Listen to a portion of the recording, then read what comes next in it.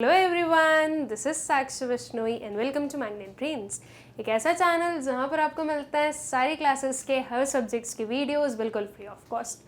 So students, अब हम क्या पढ़ने वाले हैं? अब हम पढ़ेंगे गोल्स ऑफ 5 ईयर प्लान्स। ठीक है, इसके पहले वाले लेक्चर में हमने इकोनॉमिक प्लानिंग के बारे में पढ़ा था। इकोनॉमिक प्लानिंग को समझा था अच्छे से कि उसका मतलब क्या होता है, कौन करता है, क्यों की जाती है, वगैरह वगैरह। ये सारी चीज़ें हम लोगों ने पढ़ी थी अपने लास्ट वाले लेक्चर में। लास्ट लेक्चर में ही हमने देखा था 5 ईयर प्लान्स, एक टर्म आया था उसमें, राइट। और तभी मैंने आप लोगों को बोला था कि हम लोग ये जो 5 ईयर प्लान्स है ये पढ़ेंगे अपने नेक्स्ट लेक्चर में, मतलब कि इस वाले में। सो इस लेक्चर में ये जो 5 साल का प्लान बनाया जाता है, इसका गोल क्या है, ऑब्जेक्टिव क्या है, ठीक है, इन 5 सालों में क्या अटेन करना ही करना है, वो चीज़ें क्या है वो हम देखेंगे।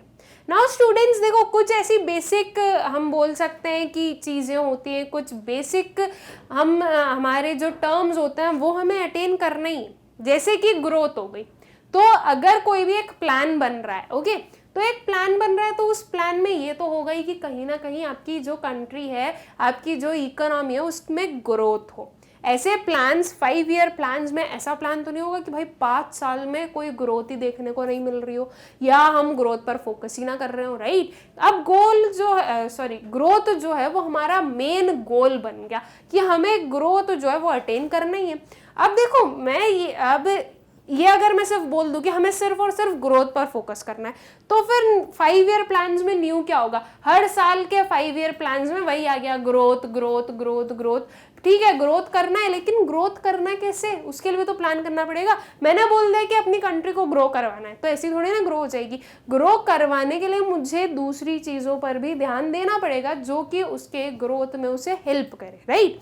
तो हमारे जो 5 ईयर प्लान्स होते हैं उसमें हम 2 चीज़ें देखेंगे। कुछ हमारे जो बेसिक आइटम्स हैं, जो बेसिक चीज़ें हैं वो अटेन करना, जैसे कि ग्रोथ, एक एग्जाम्पल दिया मैंने आपको, और कुछ जो है उसके साथ वाले भी आएंगे कि और क्या क्या हमें अटेन करना होता है, ठीक है। अब ये जो सारी चीज़ें हैं, ये देखो, अब हर एक प्लान में अलग अलग जो हैं वो उनके सब्सिक्वेंट में जो जो हमारे बोल सकते हैं कि जो जो हमारे आइटम्स चलते हैं वो तो सब्सिक्वेंट में चल रहे हैं, हम उन पर इस पर्टिकुलर लेक्चर में फोकस नहीं करेंगे। लेकिन जो बेसिक एम है, जो बेसिक गोल है कि 5 साल में ये चीज़ें आपको अटेन करनी ही है, वो क्या क्या होती हैं या वो क्या क्या डिफाइन की गई है कि ये चीज़ें हर एक आपके 5 ईयर प्लान में होनी चाहिए, वो देखेंगे हम इस पर्टिकुलर लेक्चर में, ठीक है। तो चलिए स्टार्ट करते हैं students. The 5 year plans have been concerned with the removal of economic backwardness of the country and to make India a developed economy। अब देखो, ये जो 5 ईयर प्लान्स बनाए गए, ये किस मोटिव से बनाए जा रहे हैं? ताकि जो आपकी इकोनॉमी, जो एक प्यारी सी इकोनॉमी हुआ करती थी कभी ब्रिटिशर्स के आने की वजह से, वो जो इकोनॉमी बहुत ही बैकवर्ड हो चुकी है, उसे रिवाइव करने के लिए 5 ईयर प्लान्स बनाए गए, ठीक है। अब ये चीज़ हम इकोनॉमिक प्लानिंग में पढ़ चुके हैं कि इकोनॉमिक प्लानिंग जो है वो क्यों जनरेट हुई, कैसे हुई, क्या हुआ। अब वहीं से जो है हमारे 5 ईयर प्लान्स आते हैं। ये चीज़ डिफाइन की गई थी कि एक एक या 2-2 साल के छोटे छोटे प्लान्स ना बना के थोड़ा सा बड़ा टर्म लो, 5 साल के प्लान्स बनाओ, ठीक है। और जो 5 साल के प्लान्स बनाकर हमें 20 ईयर्स के जो बिग प्लान्स होते हैं वो अचीव करने होते हैं, ठीक है। मतलब कि आपकी जो इकोनॉमी होती है स्टूडेंट्स, उसमें 20 ईयर्स का प्लान बनाया जाता है, ठीक है, कि आपको इन कमिंग 20 ईयर्स, मतलब कि आपकी इकोनॉमी में कमिंग 20 ईयर्स में डिफरेंट चीज़ें क्या क्या अटेन करनी है। अब इस 20 ईयर प्लान को डिवाइड कर दिया जाता है किसमें? 5 ईयर्स के प्लान में, ठीक है। 5 साल के जो प्लान्स है वो बनाए जाते हैं, जिन्हें कि हम बोलते हैं 5 ईयर प्लान्स। अब क्योंकि 20 ईयर्स का एक बिग प्लान अगर बनाएंगे तो फिर वो चीज़ें थोड़ी सी अलग हो जाएगी। आज के सिनेरियो के हिसाब से मैं 10 साल बाद का कुछ बोल दूं, लेकिन 10 साल में जो आपकी इकोनॉमी वो इतनी चेंज हो जाए कि मैंने जो आज बोला वो किसी काम का नहीं है, तो फिर क्या होगा कि फिर से वही चीज़ हो गई कि अब जो है आपको या तो आपका प्लान चेंज करना पड़ेगा। अगर आप प्लान चेंज नहीं कर रहे हो तो मतलब कि वो, अगर आप एक्सरसाइज भी कर रहे हो तो वो कोई काम का नहीं है। इसलिए क्या किया गया, 5 साल के प्लान्स बनाए गए। 5 साल एक ना ही बहुत छोटा ड्यूरेशन और ना ही बहुत बड़ा ड्यूरेशन है, राइट। तो 5-5 साल में जो है सारे गोल्स अटेन किए जा सकते हैं, इस मोटिव से ये एक टाइम पीरियड फिक्स किया गया, ठीक है। सो इसके फीचर्स क्या होते हैं स्टूडेंट्स, ठीक है, ये जो आपके 5 ईयर प्लान हैं इनके क्या फीचर्स हैं ये देखते हैं। To ensure weaker sections of population benefit from the economic progress of the country, right? हमें पता है कि जो इकोनॉमी है उसमें कोई इक्विटी नहीं है या इक्वालिटी नहीं है, right. I should say equality नहीं है रिलेटेड टू योर इनकम। अभी जेंडर के बेसिस पर मत जाना, वो चीज़ अलग हो गई, मैं इनकम के बेसिस पर बात कर रही हूँ। आप लोग आपकी कंट्री में मतलब कि इंडिया में इतनी डाइवर्सिफाइड पॉपुलेशन है कि आपको अल्ट्रा रिच भी मिलेंगे, अल्ट्रा पुअर भी मिलेंगे, और इनके बीच में डिफरेंट डिफरेंट जो हैं हमारे इनकम सेट्स वाले लोग भी मिलेंगे, ठीक है। तो यहाँ पर हम देख सकते हैं कि जो सबसे रिचेस्ट पर्सन होगा कंट्री का और जो सबसे पुअरेस्ट पर्सन होगा कंट्री का, दोनों के बीच में बहुत ज़्यादा वास्ट डिफरेंस होगा, राइट। तो अब अगर कोई भी प्लान बनाया जा रहा है, ठीक है, और उन प्लान से उस जो पुअर पर्सन है उसको अगर कोई बेनिफिट नहीं हो रहा है, तो वो प्लान किस काम का। क्या आपकी इकोनॉमी में आप सिर्फ ये चाहते हैं कि सिर्फ आपकी इकोनॉमी के जो रिच हैं वो और रिच होते जाएं और जो पुअर हैं उन पर ध्यान नहीं दें हम? क्या ये चीज़ पॉसिबल हो सकती है? नहीं हो सकती, और ना ही करनी चाहिए, राइट। बिकॉज अगर आप बोल रहे हो कि आपकी कंट्री ग्रो कर रही है, तो ग्रो कर रही है तो इसका मतलब हम ये समझेंगे कि हर एक सेक्टर ग्रो कर रहा है। लेकिन अगर सिर्फ वो एक जो रिच सेक्टर है उसके कारण ग्रो कर रही है, तो पुअर का क्या होगा, राइट। और अगर कंट्री में कोई भी रिसाइड कर रहा है तो गवर्नमेंट का जो मेन एम है वो क्या होता है, वेलफेयर होता है। तो वेलफेयर जो है वो सबका करना है भाई। जो ऑलरेडी रिच हैं उनको अगर आप ज़्यादा वेलफेयर स्कीम्स नहीं दोगे तो भी चलेगा, बिकॉज उनके पास में इतना पैसा है कि वो अपनी सारी विशेज, अपने सारे जो उनके जो भी सारे काम होते हैं वो पूरे कर सके, राइट। वो सेल्फ सफिशिएंट है। लेकिन अगर वेलफेयर जो है, वेलफेयर स्कीम्स जो हैं वो अगर पुअर के लिए नहीं बनाई जाएगी तो क्या होगा भाई, पुअर के पास तो वैसे ही खाने के लिए खाना नहीं होता है, मतलब कि 2 टाइम का खाना मिल जाए बहुत बड़ी बात होती है। ऐसे लोग भी हैं हमारी कंट्री में जिन्हें 2 टाइम का जो है वो खाना भी नहीं मिलता है, जिनके पास में शेल्टर नहीं है, लेकिन फिर भी वो लोग सर्वाइव तो कर रहे हैं भाई, सर्वाइव अब करना पड़ेगा, राइट। तो उनके वेलफेयर के लिए काम करना ज़रूरी है। कितना अच्छा हो अगर आपकी पूरी कंट्री के जितने भी पुअर हैं वो भी रिच हो जाएं, तो फिर आपकी कंट्री में एक पॉवर्टी नाम की चीज़ नहीं होगी। फिर बस यहाँ पर क्या दिखेगा कि भाई सब लोग खुश हैं, है ना। सब लोगों के पास, सब लोग इतने सेल्फ सफिशिएंट हैं कि वो आराम से अपनी लाइफ अपने स्टैंडर्ड के हिसाब से जी सकती है। तो ये जो 5 ईयर प्लान्स हैं वो ऐसे प्लान्स होंगे या वो ऐसे प्लान्स बनाए जाते हैं जो कि weaker section of the society पर भी ध्यान दें। ऐसे प्लान्स बनाए जाते हैं जिनकी वजह से जो वीकर सेक्शंस हैं उन्हें भी बेनिफिट मिले, ठीक है। हर एक पर्सन को इक्वल अपॉर्चुनिटी देना, इक्वल चांस देना और इक्वल ट्रीट करना बहुत ज़्यादा ज़रूरी होता है। और अगर हम पुअर पर ध्यान नहीं देंगे तो वो चीज़ बिल्कुल भी सही नहीं होगी, ठीक है। तो जो मेन एक फीचर हो जाता है हमारे 5 ईयर प्लान्स का, वो क्या हो जाता है, ensure weaker sections of the population benefit from the economic progress of the country, ठीक है। The first 5-year plan was launched for a period starting from 1st April 1951 and ending on 31st March 1956, ठीक है। ये date भी याद रख लो, 1951 से लेकर 1956 तक का हमारा फर्स्ट 5 ईयर प्लान था। और ईयर जो है वो ये भी ध्यान रखना है कि ये फाइनेंशियल ईयर है, कैलेंडर ईयर नहीं लेना है, 1 जनवरी टू 31 दिसंबर नहीं लेना है, 1 अप्रैल टू 31 ऑफ मार्च लेना है, ठीक है। जो फाइनेंशियल ईयर है वो हमें यहाँ पर लेना है। तो ये डेट को अच्छे से याद रख लो कि जो फर्स्ट 5 ईयर प्लान था वो कब लॉन्च हुआ, ऑन 1 अप्रैल 1951। और उसके बाद में ये जो आपके 5 साल के प्लान्स हैं ये चलते जा रहे हैं कंटिन्यूस टर्म्स में। यहाँ पर ये 1956 में एंड हुआ, तो नेक्स्ट वाला जो है वो 1956 से स्टार्ट हो गया। ठीक है, तो आपके जो 5 ईयर प्लान्स हैं वो नॉन स्टॉप चलते जा रहे हैं। आज की डेट में भी जो है 5 ईयर प्लान्स बनाए जाते हैं। ठीक है, each 5-year plan listed the basic goals of India's development which served as the guiding principle of Indian planning। देखो, जैसे कि मैंने आपको स्टार्टिंग में बताया कि कुछ बेसिक प्लान्स हैं जिन्हें तो हमें अटेन करना ही होता है और साइड बाय साइड दूसरे भी होते हैं। तो बस वही चीज कि हर एक जो 5 ईयर प्लान होता है उसमें कुछ बेसिक गोल जो कि इंडिया की डेवलपमेंट के लिए चाहिए हैं, कुछ बेसिक गोल्स डिफाइन किए जाते हैं और इन बेसिक गोल्स के थ्रू जो फर्दर प्लानिंग है वो की जाती है। जैसे कि मैंने बोल दिया ग्रोथ, ठीक है, ये हमारा क्या हो गया, एक बेसिक गोल हो गया। ठीक है, तो अगर ग्रोथ एक बेसिक गोल है तो अब ग्रोथ के कारण जो दूसरी प्लानिंग है वो होगी। अब ये ग्रोथ अटेन कैसे करना है, ठीक है, कौन से सेक्टर में क्या चेंजेस लाना है, तो ये सारी प्लानिंग देखो, एक हमारे पास में बेसिक गोल था, उसकी वजह से जो पूरी प्लानिंग प्रोसेस है वो कंप्लीट हो सके। अब इसके जैसे ग्रोथ हमारा एक बेसिक गोल होता भी है। ठीक है, इसके साथ में कुछ हमारे दूसरे भी होते हैं, तो ये क्या होते हैं हम वो समझ लेते हैं। ठीक है, सो these basic goals are growth, modernization, self reliance and equity। बहुत ही इजी से टर्म्स है ना। ग्रोथ से हम क्या समझ रहे हैं, ग्रो करना। ठीक है, मतलब कि अब ग्रो कैसे करना भाई, आपकी खुद की ग्रोथ देखी कि नहीं कभी आपने? ये मत बोलना कि मैडम हम इतने से थे अब इतने बड़े हो गए, ये ग्रोथ हो गई। ये ग्रोथ नहीं, सेल्फ ग्रोथ, आपके अंदर की ग्रोथ।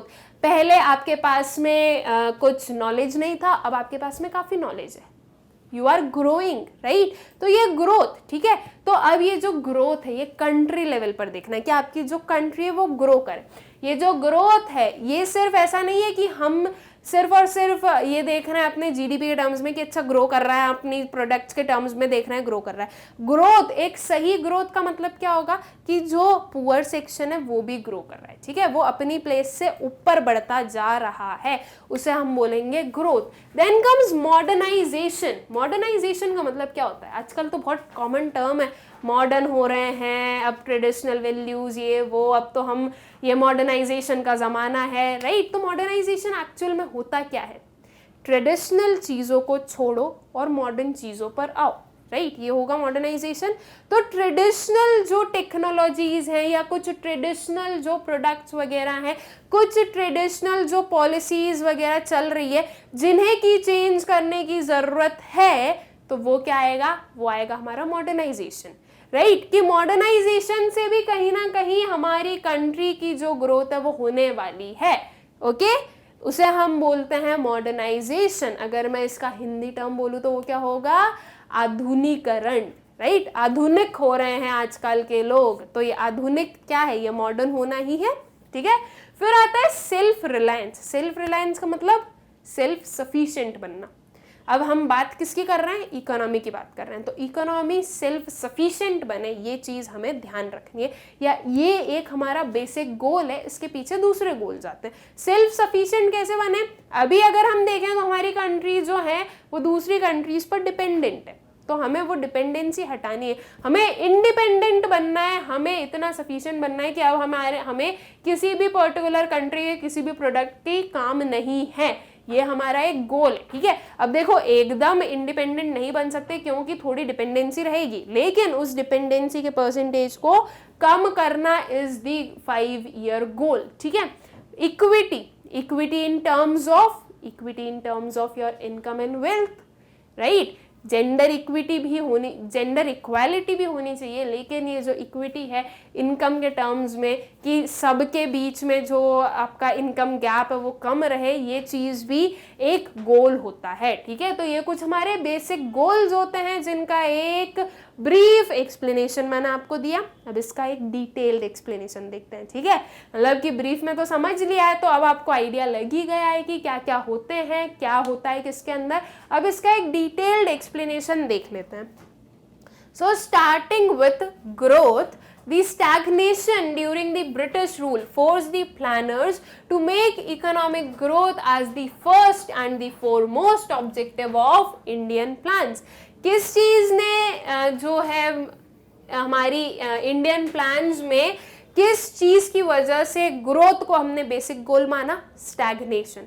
स्टैग्नेशन का मतलब क्या होता है? स्टैग्नेशन का मतलब होता है कि या तो आपकी जो भी चीज है वो बहुत ही स्लो पेस पर ग्रो कर रही है या फिर ग्रो कर ही नहीं रही है। स्टैग्नेशन क्या हो जाएगा? या तो ये इसे भी मैं स्टैग्नेशन ही बोलूंगी कि स्टैग्नेंट चल रही है मेरी इकोनॉमी, कोई चेंजेस नहीं है, या फिर मैं इसे भी स्टैग्नेंट बोलूंगी, राइट? एकदम कम जो ग्रोथ चल रही है। अब यहाँ पे देखो कितनी स्लो पेस पर जो है ये ग्रो कर रहा है। तो जो स्टैग्नेशन था, जो स्टैग्नेंट इकोनॉमी बन चुकी थी ड्यू टू ब्रिटिशर्स, अब उसे स्टैग्नेंट से हमें एक ग्रोइंग इकोनॉमी बनाना था। So growth was the basic 5-year गोल। ठीक है कि अच्छा ये तो एक बेसिक गोल है, इसके पीछे जो है सारे दूसरे जो हमारे गोल्स हैं वो आने वाले हैं। ठीक है, growth refers to increase in the country's capacity to produce the output of goods and services within the country. growth का मतलब क्या होता है? एकदम अगर इकोनॉमिक्स के टर्म्स में हम बात करें तो ग्रोथ का मतलब क्या हो जाता है स्टूडेंट्स? ग्रोथ होती है कंट्री की capacity to produce output of goods and services. जो गुड्स एंड सर्विसेज का प्रोडक्शन हो रहा है आपकी कंट्री में, उसमें और इंक्रीज करना इज ग्रोथ, राइट? देखो ब्रिटिशर्स जब थे तो हमारी कंट्री क्या बन चुकी थी? इंपोर्टर बन चुकी थी फिनिश्ड प्रोडक्ट्स की, राइट? ये चीजें हमने अपने फर्स्ट चैप्टर में पढ़ी है अच्छे से कि ब्रिटिशर्स की वजह से जो इंडिया थी वो एक्सपोर्टर बन गई थी रॉ मटेरियल की और इंपोर्टर बन गई थी गुड्स एंड सर्विसेज की। तो अब जो हमारी कंट्री थी वो इंपोर्टर थी। तो अब जब इंडिपेंडेंस मिली तो जो हमारे लीडर्स थे उनका गोल क्या था कि ये जो इंपोर्ट हो रहे हैं ना गुड्स, उन्हें रोको, इंपोर्ट जो है वो थोड़ा डिक्रीज करो, खुद की कंट्री में जो है आउटपुट का इंक्रीज करो, आउटपुट को जो है जो आउटपुट है उनका प्रोडक्शन इंक्रीज करो। ठीक है, इंपोर्ट को क्या करना है? डिक्रीज करना है। आई एम सॉरी अगर मैंने शायद अभी बोला कि इंपोर्ट को इंक्रीज करो, आई एम सो सॉरी, उसे हमें डिक्रीज करना है। ठीक है, तो इम्पोर्ट्स को डिक्रीज करना was the main M, because अगर इम्पोर्ट्स डिक्रीज नहीं होंगे तो वही चीज होगी कि हम फिर से किसी और कंट्री पर डिपेंडेंट है और वो कंट्री जो है वो हम पर प्रेशर बना सकती है, किसी भी टर्म्स में प्रेशराइज कर सकती है हमें। तो इसलिए हमें डिपेंडेंट नहीं रहना था। तो ये एक जो था ग्रोथ, उसको बेसिक गोल बनाया गया कि खुद की कंट्री में प्रोडक्शन ज्यादा से ज्यादा होना चाहिए। ठीक है, growth implies either a larger stock of productive capital. Productive capital क्या हो गया? जो आपका प्रोडक्शन हो रहा है, ठीक है, उसका लार्जर स्टॉक हो, उसके स्टॉक में इंक्रीमेंट हो। अब आपके पास में खुद के पास में इतना स्टॉक हो कि आपके लोगों के, आपके कंट्री के लोगों की जो डिमांड्स है वो पूरी हो सके। ठीक है, और a larger size of supporting services like transport and banking. अगर प्रोडक्टिव कैपिटल का लार्जर स्टॉक नहीं है तो एक दूसरी चीज भी कर सकते हैं हम, क्या? Larger size of supporting services, services sector में इंक्रीज कर दो, सर्विस सेक्टर जो है उसमें ग्रोथ कर दो, जैसे कि ट्रांसपोर्ट और बैंकिंग है। देखो सर्विस सेक्टर बढ़ा दो तो क्या होगा, तो भी आपके जो लोग हैं उन्हें भी एम्प्लॉयमेंट मिलेगा, सर्विस प्रोवाइड करने के लिए लोग तो चाहिए होंगे। उसके बाद में जब सर्विसेज न्यू आएंगी, बैंकिंग सर्विस आई, बैंकिंग में क्या हुआ? लोन्स की सर्विस आई। ठीक है, अब लोन्स की वजह से क्या हो रहा है, जो डिफरेंट लोग हैं वो अट्रैक्ट हो रहे हैं कि हम लोन ले लें, एट प्रेजेंट हम अपना कुछ भी काम सेटअप कर लें और इन फ्यूचर उसे रीपे करते रहेंगे, राइट? तो या तो सर्विसेज में ग्रोथ कर लो, वो भी ठीक चलेगा, और an increase in the efficiency of productive capital and services. क्या करना है? एफिशिएंसी में इंक्रीज करना है। एफिशिएंसी का मतलब क्या होता है? एफिशिएंसी का मतलब सिंपल आपको भी पता है क्या होता है, एक ऑप्टिमम यूटिलाइजेशन। ठीक है, तो जो आपका प्रोडक्टिव कैपिटल और सर्विसेज हैं उनमें आपका क्या कर लो? ऑप्टिमम यूटिलाइजेशन कर लो। ठीक है, अच्छे से सारे रिसोर्सेज को यूज करो। तो इन सब से क्या बन रहा है? इन सब से बन रही है ग्रोथ। अगर आपको ग्रोथ देखनी है आपकी कंट्री में तो ये चीजें होनी चाहिए। एंड ग्रोथ का मतलब हम समझ चुके हैं, इंक्रीज इन दी प्रोडक्शन और output of goods and services. ठीक है, अब स्टूडेंट्स जो अपनी कंट्री है उसमें ये जो प्रोडक्ट्स हैं, जो आउटपुट है, वो कौन बताता है, कैसे पता चलता है हमें कि हमारी कंट्री में एक ईयर में कितना आउटपुट प्रोड्यूस हुआ है? अगर आप लोगों को ध्यान होगा तो मैक्रो इकोनॉमिक्स में हम लोगों ने पढ़ा जीडीपी, राइट? अब जीडीपी नेम तो आपको ऑब्वियसली याद ही है, लेकिन जीडीपी क्या बताता है? Total value of outputs produced with in a country during a year, right? तो ये क्या बता रहा है कि एक साल में टोटल आउटपुट कितना बनाया गया, जीडीपी वही बता रहा है। और ग्रोथ में हम क्या देखते हैं? ग्रोथ में भी हम वही देख रहे हैं कि टोटल आउटपुट कितना हो रहा है। भाई जब टोटल आउटपुट पता चलेगा तभी तो हम बताएंगे कि लास्ट ईयर के कंपैरिजन में इस बार ज्यादा आउटपुट हम लोगों ने प्रोड्यूस किया या कम प्रोड्यूस किया, राइट? कंपैरिजन कैसे करोगे? जब आपके पास में कोई नंबर्स होंगे। तो ग्रोथ को हम बोल सकते हैं कि GDP is the indicator of growth, बिल्कुल बोल सकते हैं। अगर जीडीपी इंक्रीज हो रहा है तो मैं बोल सकती हूँ कि ग्रोथ भी हो रही है। और ये चीज तो आप लोगों को जब तक जीडीपी का मतलब नहीं पता था तब तक भी आप लोग ये चीज समझना, ये आप लोगों को पता होगा कि अच्छा जीडीपी इंक्रीज हो रहा है मतलब कि कंट्री अच्छा काम कर रही है, जीडीपी डिक्रीज हो रहा है मतलब कि कंट्री जो है उसमें कुछ ना कुछ हम लैक्यूनास देख रहे हैं, वो अच्छे से वर्क नहीं कर रही है। So GDP is an indicator of your growth. ठीक है, तो अब आगे से ध्यान रखना कि अच्छा जीडीपी आया है, जीडीपी का मतलब XYZ जो हमने पढ़ा है वो होता है। तो अब इससे आप इंटरलिंक करो। ठीक है, अब जब आपने इकोनॉमिक्स में इतना सारा पढ़ लिया है तो ये जो न्यूज़ वगैरह आती है ना उसे लिंक करना सीखो एक दूसरे से। Okay, so good indicator of economic growth is steadily increase in gross domestic product. कैसा इंक्रीज? स्टेडी इंक्रीज, एक इंक्रीज आपको देखने को मिल ही रहा है। ऐसा नहीं कि इंक्रीज हुआ और इतना फॉल हो गया, नहीं, एक आपको प्रॉपर इंक्रीज दिख रहा है कि अच्छा ठीक है ऐसे ऐसे धीरे धीरे धीरे धीरे इंक्रीज होता ही जा रहा है, तो वो एक ग्रोथ बताता है आपकी कंट्री की।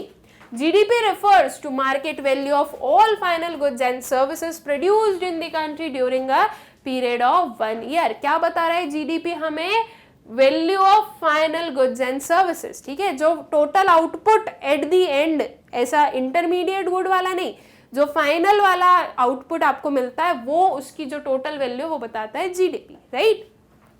The GDP of a country is derived from the different sectors, agriculture sector, industrial sector and service sector of the economy। अब ये तो बहुत ही ऑब्वियस सी चीज है, हमें पता है कि हमारी कंट्री में डिफरेंट सेक्टर्स हैं, राइट? तो हर एक डिफरेंट सेक्टर अपने हिसाब से क्या देते हैं भाई? हमें आउटपुट्स देते हैं, राइट? अगर एग्रीकल्चर गुड की मैं बात करूं तो जो सीड्स वगैरह हैं, ओके, जो फूड प्रोडक्शन, जो फूड हमें मिलता है वो एग्रीकल्चर से मिल गया, वो हो गया उनका गुड, फाइनल गुड। ठीक है, इंडस्ट्रीज से उनके फाइनल गुड्स मिलते हैं। कोई भी एक प्रोडक्ट ले लो, जैसे कि ये पेन है तो ये एक फाइनल गुड है, ये इंडस्ट्रीज से आया। जो सर्विस सेक्टर है उनसे उनके फाइनल गुड्स मिलते हैं। Final goods in the sense उनकी सर्विसेज ले लीजिए, जो उनकी फाइनल सर्विसेज जो कि वो कस्टमर्स को प्रोवाइड कर रहे हैं। तो आपका जो जीडीपी है उसमें सारे सेक्टर्स इन्वॉल्व हैं। ठीक है, गुड्स एंड सर्विसेज की हम बात कर रहे हैं। देखो यहाँ पर हम जीडीपी में किसकी बात कर रहे हैं? गुड्स एंड सर्विसेज की।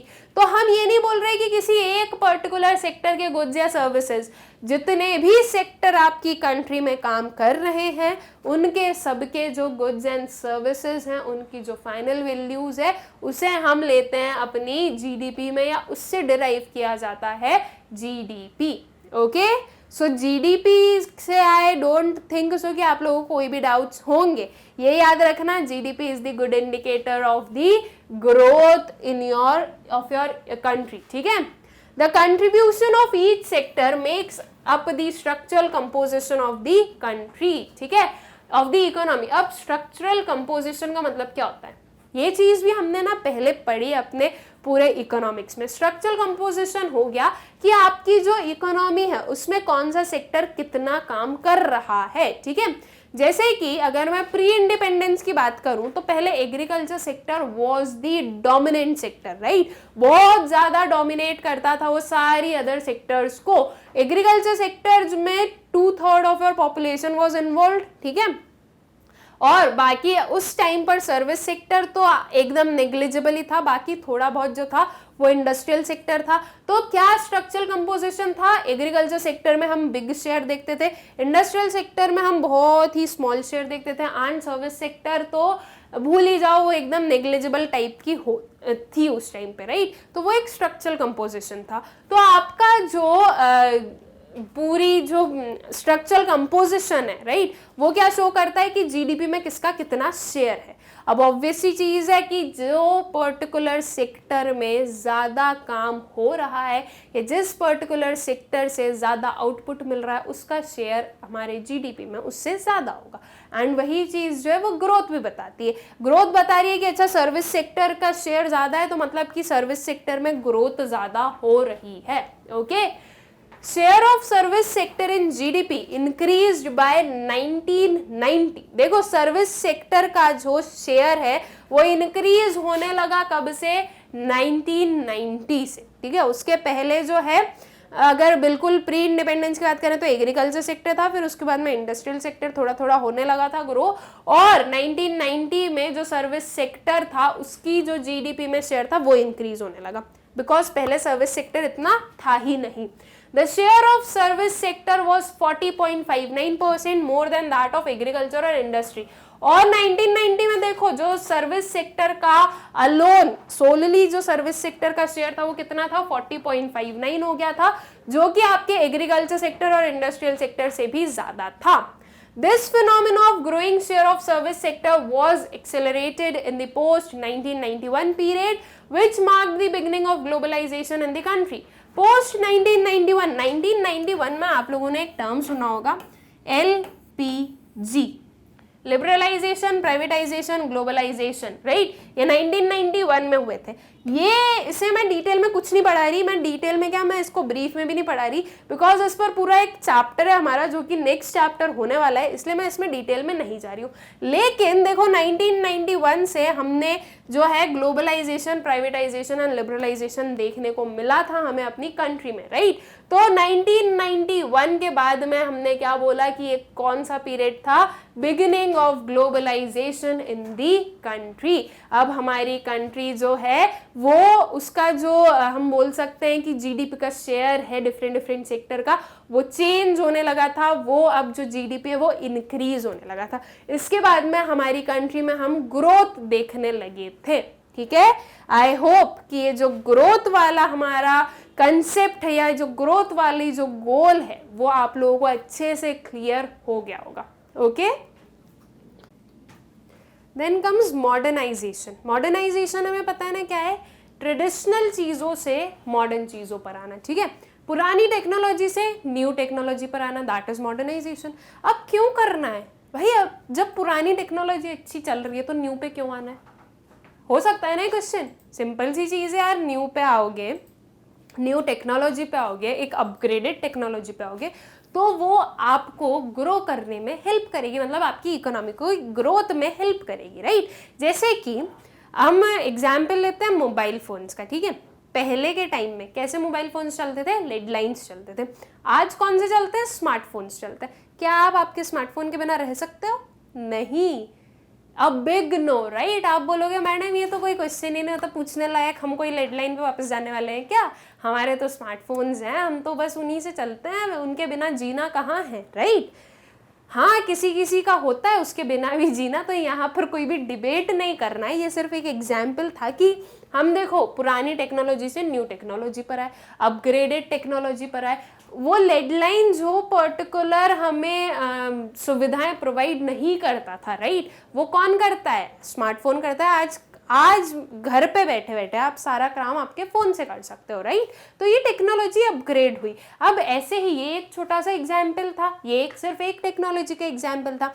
इसी को अगर हम ले एक बिग लेवल पे प्रोडक्शन प्रोसेस में ले लो, पहले कोई पुरानी टेक्नोलॉजी का यूज होता था, अब कुछ न्यू टेक्नोलॉजी आ गई, अपग्रेडेड टेक्नोलॉजी आ गई, जिसकी वजह से जो प्रोडक्ट्स हैं उनके प्राइजेस में भी ज़्यादा हाइक नहीं हो रहा है, जल्दी प्रोडक्ट्स बन पा रहे हैं और ज़्यादा अच्छी क्वालिटी के बन पा रहे हैं, राइट। तो ज़रूरी है ना कि पुरानी जो टेक्नोलॉजी उससे हम कहाँ जाएं, न्यू टेक्नोलॉजी पर, एक अपग्रेडेड और बेटर वाली टेक्नोलॉजी पर जाएं, राइट। तो ये है एक मॉडर्नाइजेशन, कि मॉडर्नाइजेशन क्यों ज़रूरी है, क्यों हमें टाइम टू टाइम चेंज होते रहना ज़रूरी है। हमें अपनी ट्रेडिशनल वैल्यूज बिल्कुल ध्यान रखनी चाहिए, लेकिन हम बिल्कुल ट्रेडिशनल वे में, एकदम पुराने ज़माने वाले वे में नहीं जी सकते ना। हमें अपनी जो माइंडसेट है उसे भी मॉडर्न करना ज़रूरी है ना। तो वैसे ही हर एक चीज़ में चेंज की ज़रूरी होती है, टाइम के साथ साथ में चेंज ज़रूरी है, ठीक है। So Indian planners have always recognise the need for modernisation of society to raise the standard of living of people, right. क्यों करना है modernisation? To raise the standard of living, ठीक है। एक किसी भी पर्सन का स्टैंडर्ड ऑफ लिविंग बढ़ाना है तो क्या जरूरी है कि मॉडर्नाइजेशन हम लेकर आए, मॉडर्नाइजेशन लेकर आए जिसकी वजह से ये चेंजेस हो सके, ठीक है। अब मॉडर्नाइजेशन इंक्लूड्स, दो चीजें होती है मॉडर्नाइजेशन में, adoption of new technology and change in social outlook, ठीक है। ये दो सिनेरियोज हैं, या ये दो हम बोल सकते हैं पॉइंट्स हैं जो कि मॉडर्नाइजेशन का पार्ट होते हैं, मॉडर्नाइजेशन में इंक्लूडेड होते हैं, ठीक है। अडॉप्शन ऑफ न्यू टेक्नोलॉजी, अभी तक जो इतना सारा एग्जाम्पल दिया मैंने वो सब इसी पे था कि न्यू टेक्नोलॉजी को अडॉप्ट करना है हमें, राइट। हर एक सेक्टर में न्यू टेक्नोलॉजीज आती हैं, हर एक सेक्टर में हमें वो अडॉप्शन करना है, टाइम के साथ साथ में उनमें जो है चेंजेस बहुत जरूरी हैं। And change in social outlook, social outlook में चेंज से क्या मतलब बता रहे हैं, देखो बहुत पुराने टाइम की बात करें तो जो जेंडर इक्वालिटी थी वो बहुत ज़्यादा थी। आज की डेट में भी जेंडर इनइक्वालिटी है, लेकिन कंपैरेटिवली कम है, राइट। क्यों? बिकॉज लोग मॉडर्न हुए, लोगों की जो सोच है वो बदल रही है, एजुकेशन जो है वो हेल्प कर रहा है इस इनइक्वालिटी को रिड्यूस करने में। पहले के टाइम में, एकदम आप बहुत पुराने ज़माने की बात करो, पहले के टाइम में ये चीज़ें नहीं थी, एजुकेशन बहुत बहुत रेयर था, राइट। जो लिटरेसी रेट था वो कितना कम था, आप लोगों को भी पता है, लास्ट चैप्टर में ही देख के आए थे हम, ये ना मैं बार बार रिपीट नहीं करूंगी, आप लोगों को याद होने चाहिए, याद नहीं है तो पहले जाके एक बार उसे रिवाइज कर लो, तो साथ साथ में आपका रिवीजन भी हो जाएगा और ये भी पढ़ लोगे आप, ठीक है। तो पहले कितनी जेंडर इनइक्वालिटी थी, जो मेल थे उन्हें ज्यादा प्रिविलेजेस दिए जाते थे एज कंपेयर टू फीमेल। आज की डेट में भी होता है, ये होता है, फीमेल को उतने प्रिविलेजेस नहीं हैं जितने मेल को हैं, लेकिन अगर हम कंपेयर करें पुराने टाइम में और आज में तो काफ़ी डिफरेंस है। तो ये मॉडर्नाइजेशन हुआ है, ये चेंजेस आए हैं, ये लोगों में चेंजेस आए, लोगों की थिंकिंग में चेंजेस आए, ठीक है। टाइम के साथ में ये भी चेंज हुआ एंड एक पॉजिटिव चेंज हुआ है, ठीक है। हम नेगेटिव चेंज को नहीं बोल रहे कि वो मॉडर्नाइजेशन हो गया, पॉजिटिव चेंज लाने हैं हमें अपनी कंट्री में, ताकि हर एक पर्सन की ग्रोथ हो, हर एक सेक्टर की ग्रोथ हो, ठीक है। तो ये दो कंसेप्ट हैं, या ये दो हमारे सिनेरियोज हैं जो कि हम मॉडर्नाइजेशन में देखते हैं। एक हो गया अडॉप्शन ऑफ न्यू टेक्नोलॉजी और एक हो गया चेंज इन सोशल आउटलेट, ठीक है। अब अगर अडॉप्शन इन न्यू टेक्नोलॉजी की बात करें, सो इसमें एक एग्जाम्पल है, a farmer can increase the output on the farm by using new seed varieties instead of using the old ones, right. एक और नेम आप लोगों ने सुना होगा, ग्रीन रेवोल्यूशन। ग्रीन रेवोल्यूशन आया, HYV सीड्स का इंट्रोडक्शन हुआ, ठीक है। एक अपग्रेडेड वर्जन ऑफ सीड्स, ऐसी सीड्स जो कि हेल्प करती है किस चीज में, बेटर प्रोडक्शन में, राइट। तो जो ये न्यू टेक्नोलॉजी है, राइट, एग्रीकल्चर में ये जो न्यू सीड्स आई है वो एक काइंड ऑफ न्यू टेक्नोलॉजी ही हो गई, ठीक है। पहले एग्रीकल्चर हैंड बेस्ड हुआ करता था, हाथ से हमें सो करना है, हाथ से हमें जो है उसे वापस वो हार्वेस्टिंग वाला जो काम है वो करना है। लेकिन आज की डेट में हम देखें तो वो काफ़ी अपग्रेड हो गए हैं। अब हमारे पास में हार्वेस्टर्स होते हैं, अब हमारे पास में ट्रैक्टर्स होते हैं जिनकी हेल्प से सोइंग भी हो सकती है। तो देखो टेक्नोलॉजी चेंज हुई, टेक्नोलॉजी में अपग्रेडेशन हुआ, तो उसकी वजह से क्या हुआ, जो आपका एग्रीकल्चर सेक्टर है वो ग्रो किया, राइट। आज की डेट में आपको एग्रीकल्चर प्रोडक्शन जो है या एग्रीकल्चर आउटपुट जो है वो ज़्यादा मिलता है as compare to olden days, right. तो इसलिए ये जो मॉडर्नाइजेशन होता है वो ज़रूरी होता है। Similarly, a factory can increase output by using new type of machine. ठीक है, अगर एक ही एक पुरानी मशीन पे काम करते रहोगे तो उतना आप मतलब ठीक है, पुरानी मशीन काम कर रही है, बहुत अच्छी बात है, लेकिन अगर पुरानी मशीन से कुछ अच्छा मिल रहा है तो वो लो ना, राइट? जैसे कि पहले जो है मशीन्स भी नहीं थी, अगर हम फैक्ट्रीज की बात करें तो पहले हैंड से वर्क ज़्यादा होता था, लेकिन वो हैंड से जो वर्क होता था वो बहुत ज़्यादा टाइम लेता था, उतना परफेक्शन नहीं होता था। फिर मशीन्स का इंट्रोडक्शन हुआ, इन्वेंट की गई, वो मशीन्स आई, फिर वो जो प्रोडक्ट्स हमें देखने को मिले वो और अच्छे मिले। अब मशीन्स पे मशीन्स और अपग्रेड होते जा रही है, तो जब टेक्नोलॉजी टू टेक्नोलॉजी हम चेंज कर रहे हैं सॉरी, तो हमें न्यू फीचर्स देखने को मिल रहे हैं, न्यू जो है सारी डिफरेंट जो अपग्रेडेशंस हो रही है वो हेल्प कर रही है आपकी कंट्री की ग्रोथ में। ठीक है, तो modernisation is an important concept और modernisation is an important goal जो कि अचीव करना जरूरी है। ठीक है, फिर आता है change in social outlook. So modernization also requires change in social outlook such as gender empowerment और providing equal rights to women।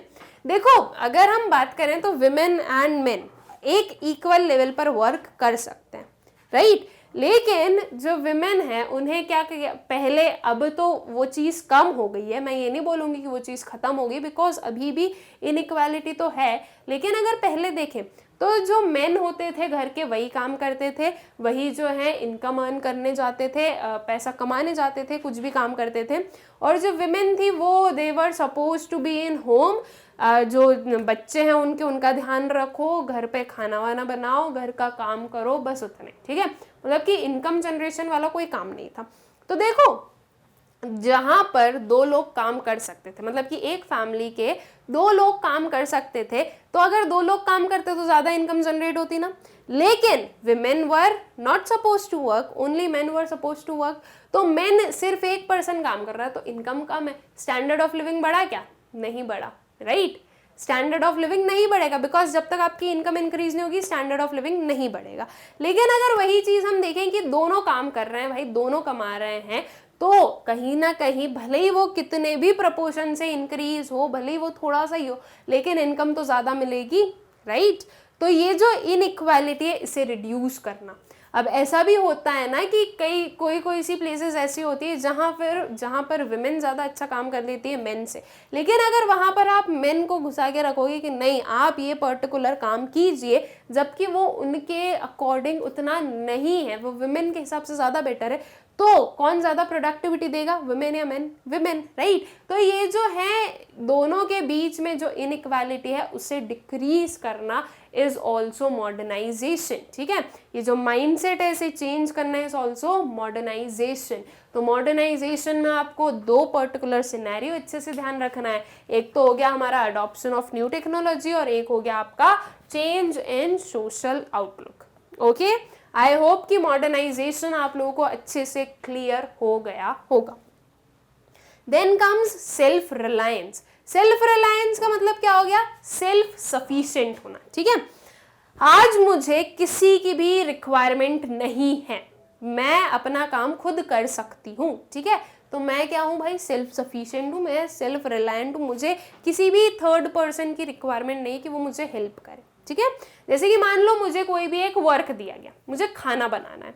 अब खाना बनाना है मुझे 10 लोगों का, और उन 10 लोगों के खाने बनाने में मुझे किसी की भी हेल्प नहीं चाहिए, मैं अकेली बना दूंगी, तो वो क्या बता रहा है कि मैं सेल्फ सफिशिएंट हूँ उस पर्टिकुलर वर्क के लिए।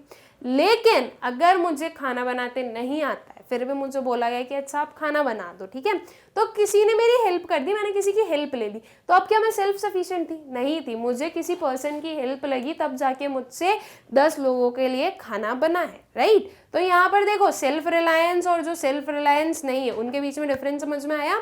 अब ये तो पर्टिकुलर कंसेप्ट जो मतलब जो एग्जाम्पल मैंने लिया था वो मेरा इंडिविजुअल का लिया, लेकिन हम बात कर रहे हैं अपनी कंट्री की। सो कंट्री क्या खाना बनाने जा रही है? नहीं। देखो क्या इससे हम मतलब क्या बताना चाहते हैं इसे समझते हैं। मेरे पास में काम था क्या? खाने बनाने का, तो मैंने उसमें आपको सेल्फ रिलायंस बताया। अब कंट्री के पास में क्या काम है, प्रोडक्शन करना, राइट, जो गुड्स एंड सर्विसेज हैं वो सेल करना, सबकी जो नीड्स है वो पूरी करना। ओके, सबसे इम्पॉर्टेंट चीज़ जो होती है, हमने जो दो टर्म्स पढ़े हैं अपने इकोनॉमिक्स में सबसे ज़्यादा, वो कौन से थे, डिमांड एंड सप्लाई। डिमांड और सप्लाई के पीछे पूरी इकोनॉमी चलती है, राइट, पूरी इकोनॉमिक्स जो है वो आपकी डिमांड सप्लाई के पीछे चल रही है। तो जो डिमांड हो रही है उनको फुलफिल करना किसका काम है, जो प्रोड्यूसर्स हैं।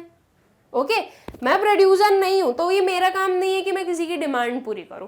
मैं, ठीक है, आपकी डिमांड पूरी कर रही हूँ, मैं आप लोगों को ये कंसेप्ट समझा रही हूँ, तो मैं आपकी ये डिमांड पूरी कर रही हूँ। लेकिन अगर मुझे कोई बोले कि हमें बिस्किट्स चाहिए, तो मैं बिस्किट्स प्रोड्यूस नहीं कर सकती हूँ, किसी और ने प्रोड्यूस किया है, मैं वो परचेज करके दे सकती हूँ उसे, उसकी डिमांड जो है, उसकी जो नीड है वो पूरी कर सकती हूँ। लेकिन मैं खुद प्रोड्यूस नहीं कर रही हूँ, because I am not a producer, right. So ये जो डिमांड है इसे पूरी तो करना पड़ेगा।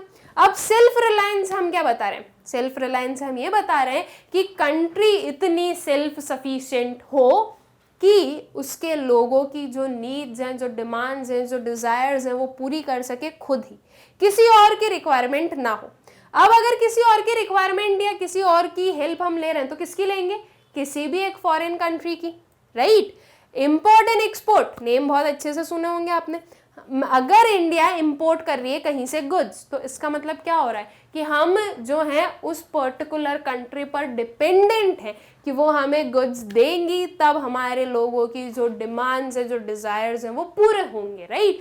तो जो आपकी कंट्री है वो किसी और कंट्री पर डिपेंडेंट है, इसे हम सेल्फ सफिशिएंट बोलेंगे या सेल्फ रिलायंट बोलेंगे क्या, बिल्कुल भी नहीं। यहाँ पर ही तो सेल्फ रिलायंस नहीं आया। सेल्फ रिलायंस कब होता, जब किसी हमारे कंट्री वाले की डिमांड को पूरी करने के लिए हमें दूसरी कंट्री के गुड्स नहीं बुलाने पड़े हो, वो होता हमारा self reliance, right. And student, self reliance बहुत ही इंपॉर्टेंट है, बिकॉज देखो अभी अगर आप किसी भी एक पर्टिकुलर चीज के लिए किसी फॉरेन कंट्री पर डिपेंडेंट हो, तो वो जो फॉरेन कंट्री है ना, वो आपकी कंट्री पर क्या कर सकती है, आपकी कंट्री पर किसी भी काइंड ऑफ प्रेशर बना सकती है कि देखो अगर आपको हमारे गुड्स चाहिए तो आपको ये काम करना पड़ेगा हमारा, बिल्कुल बना सकती है, राइट। वो जो फॉरेन कंट्री है वो हमारे इश्यूज में, हमारे कंट्री के मैटर्स में इंटरफेयर कर सकती है, जो कि हम नहीं चाहते हैं। तो इसके लिए क्या होना चाहिए कि आपकी कंट्री खुद सेल्फ सफिशिएंट हो कि we don't need you, right, हम ऐसा बोल सकें। अभी स्टूडेंट्स एक जो बहुत ही पॉपुलर टर्म चला था, आत्मनिर्भर भारत, राइट, सुना ही होगा आप लोगों ने। आत्मनिर्भर भारत से क्या बोलना चाहते थे हम, कि भारत जो है वो आत्मनिर्भर बने, वो खुद पर निर्भर रहे, वो और किसी पर निर्भर नहीं रहे। वो सेल्फ रिलायंस ही था, राइट। वो सेल्फ रिलायंस को ही प्रमोट कर रहा है जो आत्मनिर्भर भारत है, कि आप आपकी कंट्री में हर एक गुड का प्रोडक्शन करो, या आप आपकी कंट्री में मैक्सिमम गुड्स का प्रोडक्शन करो, ताकि हम जो है फॉरेन कंट्री पर अपनी जो डिपेंडेंसी है वो कम कर सके, राइट। इसलिए जो हमारी गवर्नमेंट है वो काफ़ी कुछ प्रमोट कर रही है, काफ़ी डिफरेंट चीज़ों में स्कीम्स प्रोवाइड कर रही है कि लोग आए और इंडस्ट्री सेटअप करें। जब इंडस्ट्री सेटअप होगी तभी तो गुड्स का प्रोडक्शन होगा, और तभी जो है आपके लोगों की, आपके कंट्री के लोगों की नीड्स आप खुद पूरी कर सकोगे। आपको बहुत ज़्यादा डिपेंडेंट होने की रिक्वायरमेंट नहीं होगी किसी और पर, ठीक है। तो सेल्फ रिलायंस बहुत ज़रूरी है, self reliance, self sufficient, okay. So the third major objective is to make the economy self-reliant. Self-reliance under Indian conditions means overcoming the need of external assistance, ठीक है। सेल्फ रिलायंस का मतलब क्या हो रहा है, अगर हम इंडियन कंडीशंस के अंदर बात करें तो सेल्फ रिलायंस का मतलब हो रहा है कि हमारी जो एक्सटर्नल असिस्टेंस की नीड है वो खत्म हो जाए, ठीक है। हमें कोई भी एक्सटर्नल असिस्टेंस की ज़रूरत नहीं है, हमें कोई भी एक्सटर्नल गुड्स की ज़रूरत नहीं है, हमें एक्सटर्नल किसी से भी कोई मतलब नहीं है, हम उसे बोलेंगे self reliance, okay. In other words it means to have development through domestic resources. Development किससे हो रहा है, डोमेस्टिक रिसोर्सेज से। देखो आपकी जो कंट्री है, मतलब हमारी जो कंट्री है वो हर डिफरेंट डिफरेंट कंट्रीज से बहुत कुछ डिफरेंट डिफरेंट प्रोडक्ट्स इंपोर्ट करती है। अब देखो हमारी कंट्री स्टूडेंट्स कौन सी कंट्री है, डेवलपिंग कंट्री, राइट। तो अभी हमारे पास खुद के पास इतने रिसोर्सेज नहीं है कि हम सेल्फ सफिशिएंट हो जाएं। अगर इतने होते तो हम ऑलरेडी डेवलप्ड कंट्री कहलाते, लेकिन अभी हम डेवलपिंग कंट्री है, हम उस फेज पर हैं कि हम इस पर्टिकुलर प्लेस पर भी पहुंचेंगे, ठीक है। अब देखो जो आपका इम्पोर्ट है या हम बोलें कि जो डिपेंडेंसी है वो हर डिफरेंट डिफरेंट चीज़ों में हो सकती है। कोई फॉरेन में कोई न्यू टेक्नोलॉजी आई है, वो टेक्नोलॉजी हम अपनी कंट्री में ला रहे हैं, तो हम सेल्फ डिपेंडेंट तो हैं उन पर, राइट। सॉरी, हम डिपेंडेंट तो हैं उन पर, हम सेल्फ सफिशिएंट नहीं है, बिकॉज हम उनकी टेक्नोलॉजी को ला रहे हैं तो हमें उनकी गाइडेंस की ज़रूरत होगी ही। तो बस इसी चीज़ को ओवरकम करना is known as self reliance, और इसे ओवरकम करना एक बेसिक एम है आपकी कंट्री का, ठीक है। इसलिए इसे हम जो है बेसिक गोल्स में रखते हैं। The policy of self-reliance was considered a necessity because of two reasons. अब ये दो reasons की वजह से हम ये जो पॉलिसी है सेल्फ रिलायंस की वो ज़रूरी हुई। क्या है दो reasons? To reduce foreign dependence and to avoid foreign interference. यही चीज़ जो मैंने अभी आप लोगों को बताई थी थोड़ी देर पहले ही, इसी को समझाते समझाते, कि हमें अपना जो फॉरेन डिपेंडेंस है वो कम करना है और जो फॉरेन इंटरफेरेंस है वो भी कम करना है। अगर हम किसी भी एक फॉरेन कंट्री पर डिपेंडेंट होंगे ना, तो ऑब्वियस सी चीज़ है कि वो अपनी कंट्री में, मतलब कि हमारी कंट्री में इंटरफेयर करेगी और हम उन्हें मना भी नहीं कर पाएंगे, बिकॉज अभी हमें उनसे कोई भी एक पर्टिकुलर प्रोडक्ट चाहिए तो हम क्या है भाई, उन पर डिपेंडेंट है, वो जो बोलेंगे वो हमें सुनना पड़ेगा, राइट।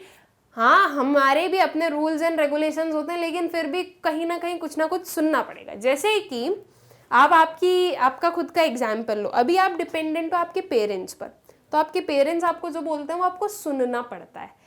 ये चीज़ अलग है कि हम बिल्कुल लड़ाई करेंगे, हम तो नहीं सुनेंगे, या हमारे पेरेंट्स इतने अच्छे हैं कि वो तो हमारी सारी बातें मान लेते हैं, लेकिन फिर भी कहीं ना कहीं कुछ ना कुछ ये बातें आती है ना कि उन्होंने कुछ बोला है तो वो आपको माननी पड़ेगी। अगर वो बिल्कुल ऐसे बन जाए कि नहीं ये तो होगा ही नहीं, होगा ही नहीं, होगा ही नहीं, तो आप क्या कर लोगे, कुछ नहीं कर पाओगे, है ना। तो ये जो है, आप अभी डिपेंडेंट हो, आप सेल्फ सफिशिएंट नहीं हो, आप सेल्फ रिलायंट नहीं हो, इसलिए ये चीज़ें हो रही है। आपके जो पेरेंट्स हो वो आपकी लाइफ में बिल्कुल इंटरफेयर कर सकते हैं, उन्हें पूरा राइट है, because you are dependent on them, right. वैसे तो अब ऐसे थोड़ा वैसे मत लेके जाना, सोशल टर्म्स मत लेके जाना कि नहीं पेरेंट्स तो हमेशा कभी भी हम सेल्फ रिलायंट बन जाएं तो भी पेरेंट्स हमारी लाइफ में इंटरफेयर कर सकते हैं, इन सारी चीज़ों पर मत जाना। मैं सिर्फ और सिर्फ आपको एक एग्जाम्पल बता रही हूँ, तो बस उस एग्जाम्पल को कनेक्ट करके समझने की कोशिश करना, ठीक है। एक्स्ट्रा माइंड मत लगाना उसमें, ठीक है। एक्स्ट्रा माइंड लगाओगे तो आप बोल दोगे मैडम ने एग्जाम्पल ही गलत दे दिया, तो इसलिए एक्स्ट्रा माइंड नहीं लगाना, ठीक है। मैं तो खुद को सेव कर रही हूँ, ठीक। सो आई होप सो कि आप लोगों को समझ में आ गया होगा कि कैसे फॉरेन डिपेंडेंस जो है वो भी बुरा है, और फॉरेन डिपेंडेंस के कारण जो फॉरेन इंटरफेरेंस है वो भी सही नहीं है, ठीक है। तो इसलिए हमारी कंट्री को सेल्फ रिलायंट होना बहुत ज़रूरी है, और इसीलिए सेल्फ रिलायंट जो है वो एक बेसिक गोल बनाया गया आपके 5 ईयर प्लान का, ठीक। आई होप सो कि ये पर्टिकुलर गोल जो है ये भी आप लोगों को अच्छे से क्लियर हो गया होगा। Then comes our last goal, that is equity, okay. अब इक्विटी किस में लाना है, इक्विटी लाना है कि अगर ग्रोथ हो रही है तो ऐसा नहीं है कि सिर्फ रिच वाले सेक्टर की हो रही है, ग्रोथ हो रही है तो सबकी होनी चाहिए, ठीक है। अगर कोई भी एक पर्टिकुलर चीज आपकी कंट्री में हो रही है तो वो सबके लिए बेनिफिटेड होनी चाहिए। ऐसा नहीं है कि आपकी कंट्री के जो लीडर्स हैं वो सिर्फ और सिर्फ रिच के बारे में सोचते हो, पूरे के बारे में कुछ नहीं सोचते हो, तो इसे हम इक्विटी नहीं बोलेंगे। जो आपकी कंट्री है उसे हमें डेवलप करना है, हमारी कंट्री को हमें ग्रो करवाना है, सेल्फ रिलायंट बनाना है, मॉडर्नाइजेशन लाना है उसमें विथ इक्विटी, ठीक है।